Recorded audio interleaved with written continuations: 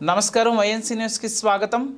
YCP ప్రభుత్వం అధికారం చేపట్టిన 5 ఏళ్లలో మేనిఫెస్టోలో పొందుపరిచిన విధంగా ఉద్యోగులకు 99% హామీలు అమలు చేశారని ప్రభుత్వ సలహాదారు ఉద్యోగుల సంక్షేమ సంఘ నాయకులు ఎన్ చంద్రశేఖర్ రెడ్డి అన్నారు.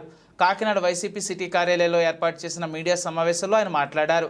కోవిడ్ మహమ్మారి ప్రపంచాన్ని వణికించిన సమయంలో హాస్పిటల్ కోవిడ్ బాధితుల సహాయార్థం తదితర కార్యక్రమాలకు గాను రాష్ట్రంపై 1,50,000 కోట్ల భారం పడిందన్నారు. అయినా లబ్ధిదారులకు సంక్షేమ పథకాలు, ఉద్యోగులకు జీతాలు ఆపకుండా ఇచ్చిన ఘనత సీఎం జగన్మోహన్ రెడ్డిదేనన్నారు. రాష్ట్రంలో ఆర్థిక పరిస్థితులు సంక్షోభంలో ఉన్న ఉద్యోగుల జీతాల విషయంపై ఎటువంటి ఇబ్బందులకు గురి చేయలేదని స్పష్టం చేశారు.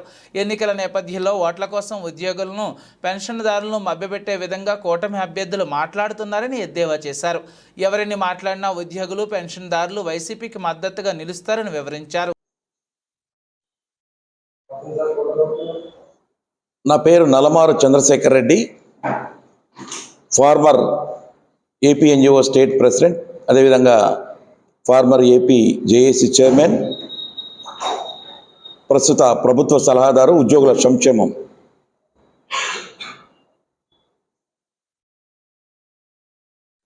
ఈ ఎన్నికల సమయంలో ఉద్యోగస్తులకు సంబంధించి చాలామంది రకరకాలుగా మాట్లాడుతూ ఉన్నారు. అసలు ఈ ప్రభుత్వంలో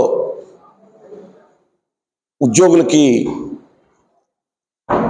ఏమి మేలు జరిగింది, అంతకుముందు ఉన్నటువంటి ప్రభుత్వం మరి ఉద్యోగస్తులకి ఏమి చేసింది,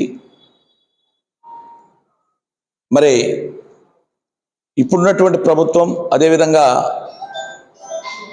కూటమి వాళ్ళు ఇచ్చినటువంటి మేనిఫెస్టోలో ఉద్యోగస్తులకు సంబంధించిన విషయాల మీద ముఖ్యంగా ఈ సందర్భంగా మాట్లాడదలుచుకున్నాను. మరి ఈనాడు ఉన్నటువంటి జగన్మోహన్ రెడ్డి గారి ప్రభుత్వం మరి ఉద్యోగస్తుల వెల్ఫేర్ను దృష్టిలో పెట్టుకుని మరి మేనిఫెస్టోలో ఏదైతే పొందుపరిచారో అవన్నీ కూడా దాదాపుగా మరి అన్ని విషయాలు 99% మరి నెరవేర్చడం జరిగింది అని చెప్పేసి కూడా నేను ఈ సందర్భంగా తెలియజేస్తా ఉన్నా. అయితే కోవిడ్ మహమ్మారి వలన కొంత ఫైనాన్షియల్గా మన రాష్ట్రంలో అయితేనేంటి, దేశంలో అయితేనేంటి, ప్రపంచం అంతా కూడా సఫర్ అయింది. మన రాష్ట్రంలో పర్టికులర్లీ మనకి ఫైనాన్షియల్గా 76,000 కోట్ల రూపాయలు ఆ 2 సంవత్సరాల్లో మనకు లాస్ జరిగింది. దాంతోపాటు మీకు తెలుసు, హాస్పిటల్స్లో వసతి అయితేనేంటి, బీద సాధకులకి మరి ఫుడ్ గ్రెయిన్స్ అయితేనేంటి, ఆర్థిక సహాయం అయితేనేంటి, ఇవన్నీ కూడా ఇంకా డబల్, అంటే దాదాపు మొత్తం అంతా కలుపుకుంటే 1,50,000 కోట్ల రూపాయల దాకా కూడా అదనంగా ఈ రాష్ట్రం మీద మరి భారం పడడం మూలాన ఈ ఆర్థిక పరిస్థితి అనేది కొంత వెనక ముందు కావడం జరిగిందే తప్ప ఉద్యోగస్తులకి రావాల్సినటువంటి జీతం 1వ తారీఖున ఇవ్వకుండా లేట్ చేయాలనేటువంటి ఉద్దేశము ఈనాడున్నటువంటి ముఖ్యమంత్రి గారికి లేదు అని చెప్పేసి కూడా నేను ఈ సందర్భంగా తెలియజేస్తా ఉన్నా. ఎందుకంటే నేను కూడా మరి ఒక ఉద్యోగిగా ఆంధ్రప్రదేశ్ ఎన్జిఓ సంఘంలో దాదాపు 35 సంవత్సరాలు పనిచేసిన పిదప రిటైర్ అయిన తర్వాత నేను ఇప్పుడు ప్రభుత్వ సలహాదారుగా ఉన్నానే తప్ప అన్ని విషయాలు కూడా ఉద్యోగస్తులకి, ప్రభుత్వాల్లో అన్ని విషయాలు కూడా నాకు తెలుసు. మరి ముఖ్యంగా 1వ తారీఖున జీతము, పెన్షను రాలేదనేటువంటి విషయాన్ని మరి కూటమిలో ఉన్నటువంటి వాళ్ళు చెబుతూ ఉన్నారు. పర్టికులర్లీ టీడీపీ వాళ్ళు వీళ్ళంతా కూడా అనేటువంటి మా కళ్ళబొల్లి మాటలు చెబుతూ ఉన్నారు. అవన్నీ కూడా మరి ఈ రోజున పెన్షనర్స్ కానీ, ఉద్యోగస్తులు కానీ ఎక్కడ నమ్మేటువంటి పరిస్థితులు లేవు అని చెప్పేసి కూడా నేను ఈ సందర్భంగా తెలియజేస్తున్నా. ఎందుకంటే ఇంతకుముందు తెలుగుదేశం గవర్నమెంట్లో ఆనాడు మరి ఏవైతే జన్మభూములని మీటింగులు పెట్టి ఆ జన్మభూమి కమిటీలని వాళ్ళ ఆ మీటింగుల్లో ఆఫీసర్స్ని వివిధ శాఖల ఆఫీసర్ని పిలిచి నానా రకాలుగా వాళ్ళని అవమానపరిచి తూలనాడి వాళ్లకు హార్ట్ అటాక్స్ వచ్చి పడిపోయినటువంటి సంఘటనలు చూసాము.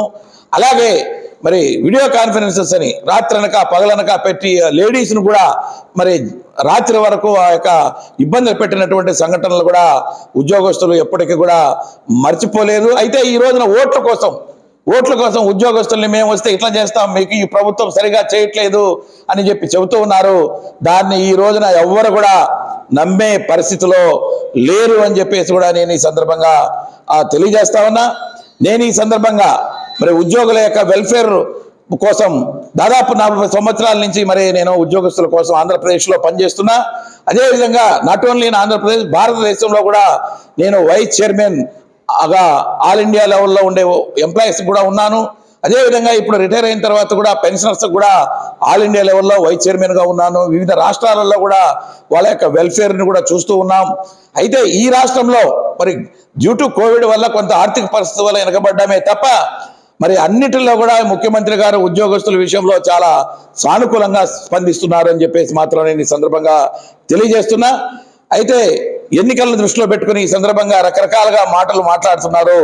వాళ్ళని అందరినీ కూడా వాళ్ళ మాటల్ని తిప్పికొట్టాలని చెప్పేసి ఉద్యోగస్తుల్ని పెన్షనర్స్ని కూడా నేను మనస్ఫూర్తిగా కోరుకుంటూ రాబోయే ఎన్నికలలో అయితే మొన్నటి నుంచి స్టార్ట్ అయ్యాయి ఇవి పోస్టల్ బ్యాలెట్స్. దాదాపు 5 లక్షల మంది ఉద్యోగస్తులు, రాష్ట్ర ప్రభుత్వ ఉద్యోగస్తులు ఎన్నికల విధులలో మరి పాల్గొంటున్నారు. వాళ్ళందరూ కూడా ఓట్లు చాలా మంది వేశారు, ఇంకా కూడా వేయబోతున్నారు.